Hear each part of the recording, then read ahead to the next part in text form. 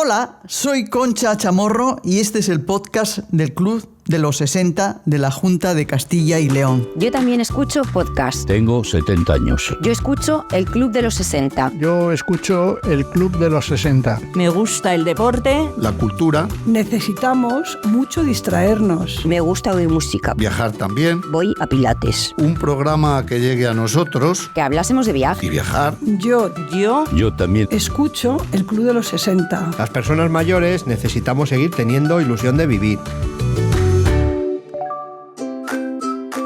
En los próximos minutos vamos a abordar asuntos que tú nos propones. ¿Qué tema nos plantean? Jesús Orobón, cuéntanos. Hola Concha, Carmelo de Soria nos comenta lo importante que es para las personas, sobre todo a partir de cierta edad, mantener sus hogares con unas condiciones lo más confortables posible y nos pide que dediquemos un podcast a este tema. Gracias, Jesús.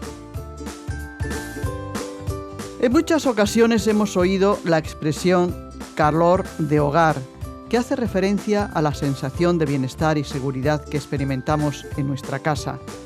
No se trata solo de la temperatura física, aunque también, sino del ambiente acogedor y los requisitos que hacen que nuestra propia vivienda sea el lugar en el que sentirnos realmente cómodos. Dotar a nuestro hogar de esas condiciones no solo mejora nuestro estado de ánimo al sentirnos más relajados, también influye directamente en nuestra salud y bienestar, mejorando nuestra calidad de vida.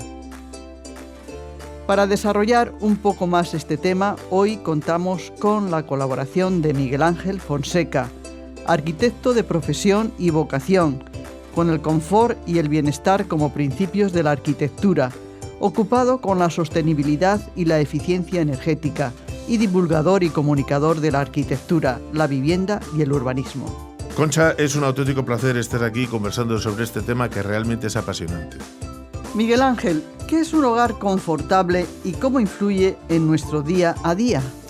Pues un hogar confortable tenemos que plantearnos que el hogar es como si fuera la tercera piel. Considerando la primera piel, la que ya sabemos, la segunda piel sería el hábito, la ropa, lo que llevamos encima, que nos protege, nos abriga y sobre todo nos manifiesta nuestra identidad. Y luego la tercera piel, que es el entorno en el cual nos sentimos protegidos. Un hogar tiene que ser el sitio que nos protege. Que estemos donde estemos lo recordamos como nuestro lugar, nuestro sitio, nuestro sillón, nuestra cortina, nuestro radiador. Es el sitio donde más feliz nos sentimos.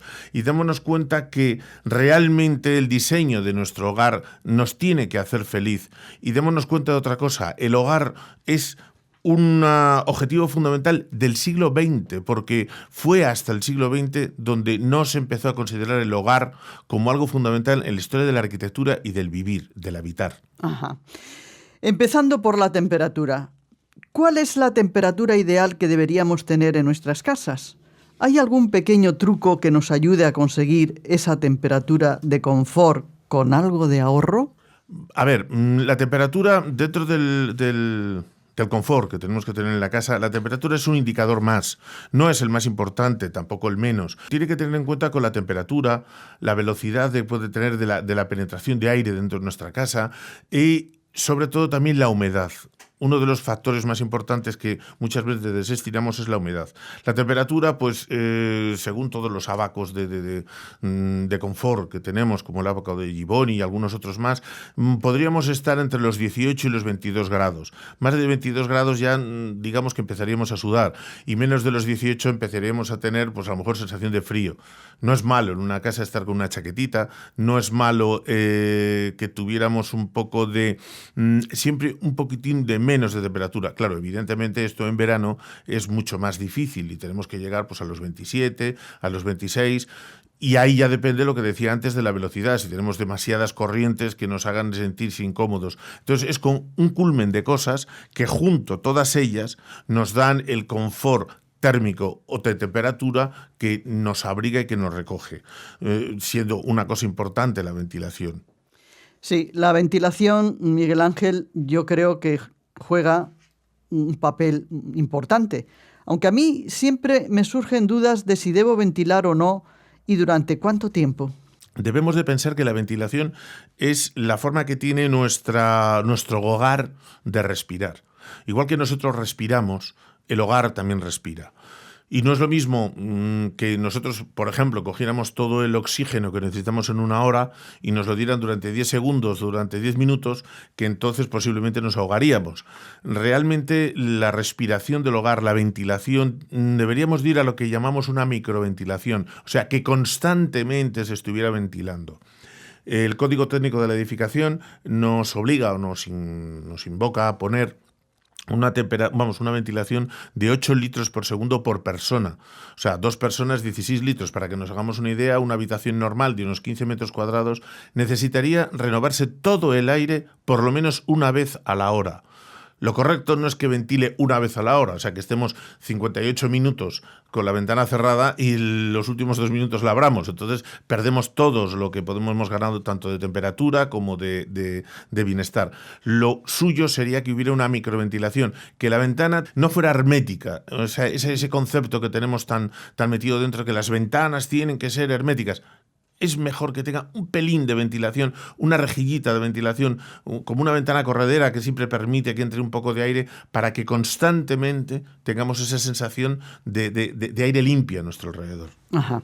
Lo cual no quiere decir que tengamos que cambiar las ventanas o que tengamos que hacer algunos inventos extraños. Cuando tengamos unas ventanas a lo mejor demasiado buenas, sí que sería conveniente que adaptáramos unos pequeños microventiladores, unas pequeñas rejillas, o inclusive que las hiciéramos nosotros con un pequeño taladrín, de tal forma que pudiera estar entrando constantemente aire. O inclusive, fíjate lo que te digo, si tuviéramos una ventana con corredera, pues dejarla medio milímetro abierta.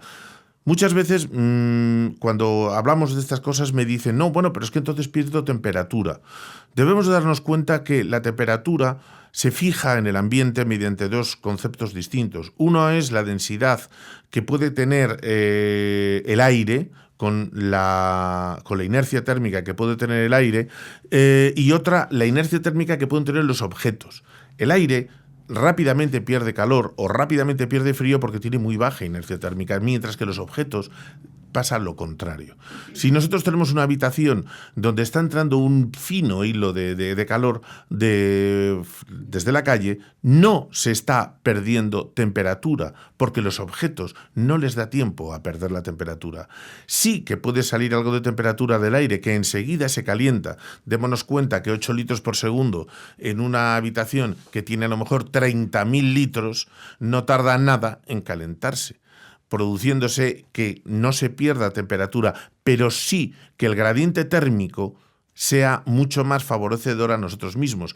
Va CO2, entra aire limpio, va humedad, entra humedad del exterior.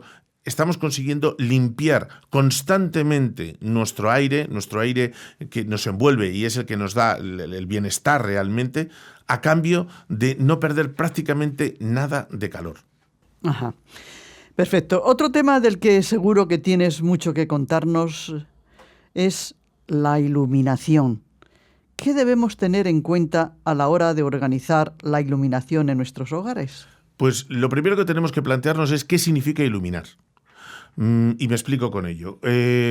Cualquier normativa nos dice que dependiendo del uso que tengamos, tenemos que tener una cantidad de luxes o lúmenes, que es la forma que técnicamente se entiende lo que es la iluminación, que es la cantidad de luz proyectada por una lámpara sobre un metro cuadrado o una unidad de tiempo. ¿Qué ocurre? Por ejemplo, en una habitación es muy normal que tengamos una luz cenital. La luz cenital, sin embargo, es muy incómoda. Es mucho más práctica las luces laterales, indirectas, las luces que dan ambiente, que dan armonía. Ya las tablas que usaba desde el propio Le Corbusier, y mucho antes las usaba Bernini y Borromini, ya en el barroco, hablan de 5 tipos distintos de iluminar una estancia, que van desde la iluminación general, la que nos permite identificar dónde estamos, incluso identificar si tenemos pues digamos, vamos a decir así, un enemigo, un obstáculo, un problema, hasta la iluminación más central o más focalizada, como puede ser si estamos dibujando o escribiendo. No es lo mismo que tú estés comiendo en tu casa con tu familia, con lo cual una luz cenital, una lámpara encima, iluminando lo que estás comiendo es muy agradable, y no es lo mismo, sin embargo, que en la misma cocina tengamos un foco en el centro de la habitación, nos nos esté iluminando la espalda o el cogote y resulta que estamos friendo las patatas y nos estamos haciendo sombra a nosotros mismos. No, hay que tener una luz de otra manera, porque es fundamental, uno cuando está estudiando, tener buena o mala iluminación, cuando estás trabajando, tener buena o iluminación, o sobre todo cuando estás. ¿Cuántas veces estamos en nuestra casa sin hacer nada? A lo mejor ni siquiera ver la tele. Pues ahí no necesitamos una luz ni focalizada en un sitio ni focalizada en el otro, a lo mejor es una luz ambiental. Con ello quiero llevarte que iluminar es una palabra, pero corresponde a muchos aspectos distintos. Perfecto. Conseguir unas condiciones adecuadas en nuestro hogar influye en muchos aspectos de nuestra vida diaria.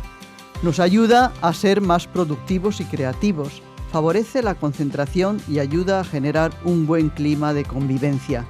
Además, también influye en nuestra salud.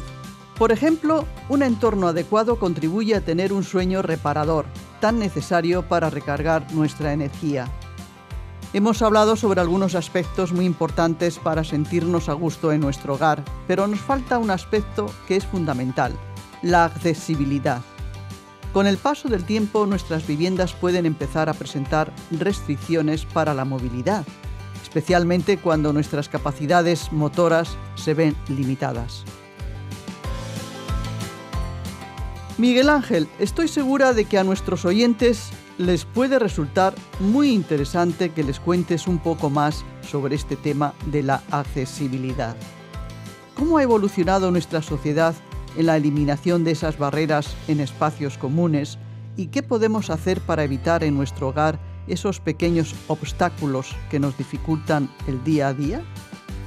Debemos de ser conscientes que a partir del siglo XX, y por supuesto ya en el XXI, el aumento de la esperanza de vida y una mayor atención a la discapacidad, que es uno de los principales logros de nuestra sociedad del bienestar occidental, nos ha llevado a que haya más personas que superan los 60, los 70, incluso los 80 años, habitando entre nosotros y disfrutando de una calidad de vida bastante importante. Eso que lleva que determinadas facetas, motivadas no muchas veces por enfermedades, sino solamente por la edad, como son las dificultades de locomoción, las necesidades de ascensores, las necesidades de tener determinados elementos en nuestra casa que nos hacen que podamos vivir con mayor comodidad, son muy importantes a la hora de acceder a al confort, a nuestra estabilidad. Por ejemplo, por supuesto, los ascensores. Conseguir que los ascensores lleguen hasta la planta baja, porque muchas veces parece una tontería, pero un ascensor que está en una entreplanta, que tienes que subir 10 peldaños para llegar al ascensor, pues puede ser un auténtico hándicap negativo para la hora de habitar, a la hora de decir, oye, pues mira, me falta una docena de huevos, pues casi que no bajo a por ellos por no tener que bajar al ascensor. También luego dentro de nuestra propia casa, a veces conviene que nos planteemos poner puertas correderas, porque el propio hecho de tener una puerta abatible a veces nos hace incómodo el poder entrar, el poder salir, porque a lo mejor nos dificulta si estamos con un elemento como puede ser una silla de ruedas, un bastón, un elemento, poder abrir o tal, siendo más cómodo a lo mejor el abrir y cerrar con una puerta corredera. Luego, por supuesto, el marcar los suelos, porque muchas veces ya tenemos defectos visuales, y entonces el poder marcar los suelos cuando tú vas dentro de tu casa, o mejor dicho, de los espacios comunes de tu casa, marcando en el suelo unas bandas de distinta textura, de distinto color, para que yo sepa que me estoy acercando a la zona de accesibilidad. Esas pequeñitas cosas que realmente no cuestan mucho. Por supuesto, el cuarto de baño, que es el principal elemento peligroso de la casa, porque es donde nos movemos en peores condiciones, estamos muchas veces desnudos, estamos muchas veces en ambiente húmedo. Hay que tener especial cuidado. Por supuesto, cambiar las bañeras ya por platos de ducha, porque la bañera evidentemente necesita una gente como, digamos así, como más joven, ¿no? Porque la facilidad de entrar, de tener que levantar esos 50 centímetros de altura con la pierna, muchas veces es bastante costoso. Esas pequeñas cositas, las cocinas que estén libres de obstáculos. Tenemos que intentar conseguir que en nuestra cocina haya el número posible de elementos, tanto encima como debajo, porque a veces estamos manejando cazuelas, elementos de vajilla, y el hecho de tener, pues no sé, pues un jarrón o de tener un elemento que a lo mejor puede ser ornamental, pero nos puede conseguir que nos tropecemos, y eso pues puede ser peligroso y nos quita esa accesibilidad al uso normal de nuestro hábitat. las famosas alfombras que se mueven, pues fijarlas. Claro que a veces llegamos también a que determinados edificios que es muy difícil poder intervenir en ellos, edificios de antes de los años 20 del siglo XX, pues no eran edificios con ascensor. Date cuenta que el ascensor se inventa a finales del XIX. Esos edificios de esa época es muy difícil adaptarlos, con lo cual tampoco sería muy complicado poder buscar unos hábitats que se adapten mejor a nuestra forma de vida, a nuestra capacidad de habitar en ese hogar que hemos dicho que es nuestra tercera piel. Ajá, perfecto. Como dijo el famoso arquitecto Le Corbusier, la casa debe ser el estuche de la vida, la máquina de la felicidad. Muchas gracias, Miguel Ángel, por compartir tu tiempo y conocimiento con nuestros oyentes. Me alegra mucho que hables de Le Corbusier porque es el gran padre de la arquitectura del siglo XX y el que marcó de alguna forma, junto con sus compañeros del movimiento moderno, eso que comentaba yo antes de la vivienda como el objeto arquitectónico del siglo XX. Si nos damos cuenta, en todos los momentos anteriores, neoclásico, barroco, renacimiento, Edad Media y tal, nunca la vivienda pública, la vivienda social había sido importante. Son estos señores, Le Corbusier, Mies van der Rohe, Frank Lloyd Wright, los que traen la importancia de la vivienda, del confort de la vivienda, de que el ciudadano es el que habita la vivienda, son los que lo trajeron a nuestros días. Por eso son tan importantes este tipo de señores. Y muchas gracias por haberme considerado vuestros podcasts. Muchas gracias, Miguel Ángel, y así llegamos al final de este podcast. Un hogar confortable proporciona bienestar y seguridad a quienes lo habitan, mejorando la salud física y emocional, el descanso y la calidad de nuestras relaciones. Hay que garantizar la microventilación de nuestros hogares, intercambiando constantemente aire, que no energía, con el exterior. La iluminación correcta y estudiada contribuye a nuestro confort, estado de ánimo y desarrollo intelectual. Nuestra sociedad ha avanzado mucho en la eliminación de barreras arquitectónicas y de accesibilidad, aunque todavía queda camino por recorrer. Hagamos de nuestro mundo un hogar confortable. Este podcast lo podrás escuchar cuando quieras en el apartado de servicios sociales de la web de la Junta de Castilla y León, www.jcyl.es,